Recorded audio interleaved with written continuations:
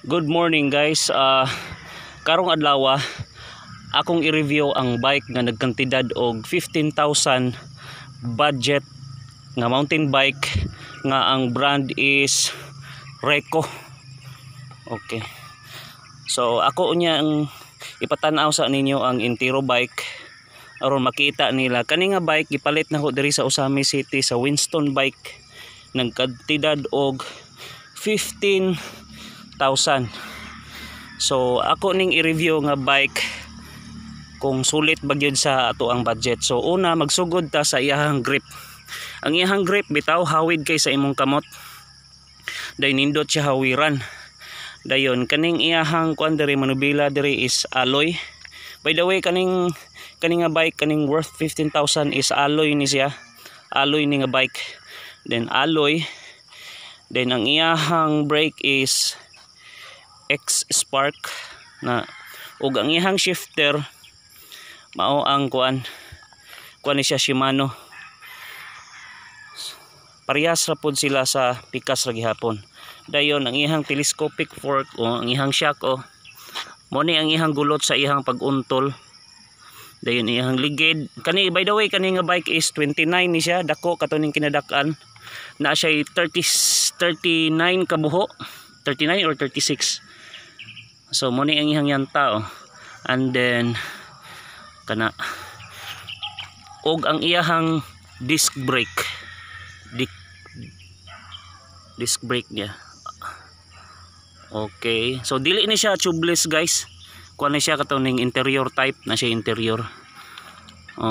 So ang iyang brake bitaw kusog kay siya muhawid, maayo jud kay siya pagkakuan. So mo na ang iyang shifter dire is 8 speed.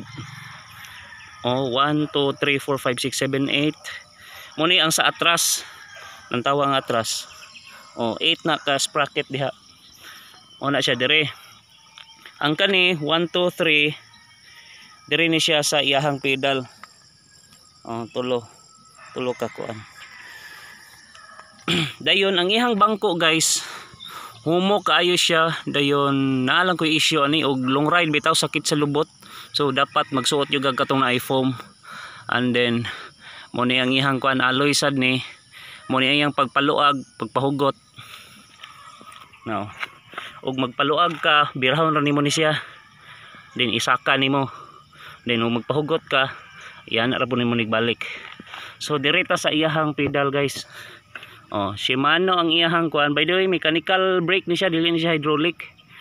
Mo ni ang iyahang pedal sa lig-on siya pero mulungtad na po siguro ni. Then yung kadena okay ra biya pod yung kadena.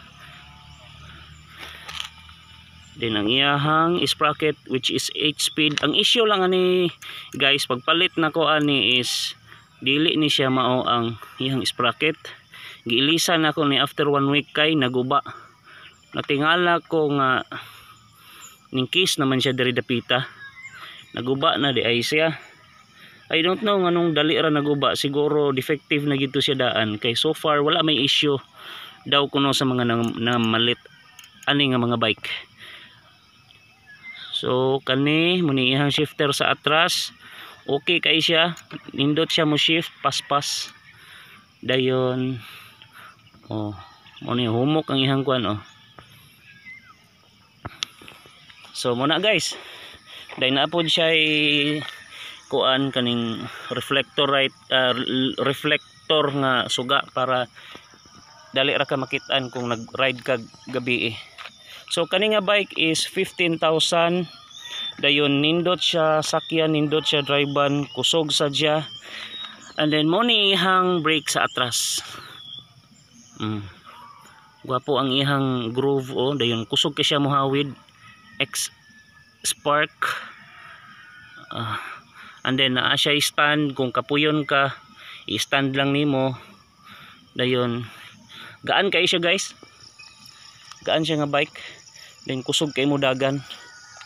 So kung naamoy mga pangutana i-comment lang below. And then muna na siya. Good luck. Bye bye.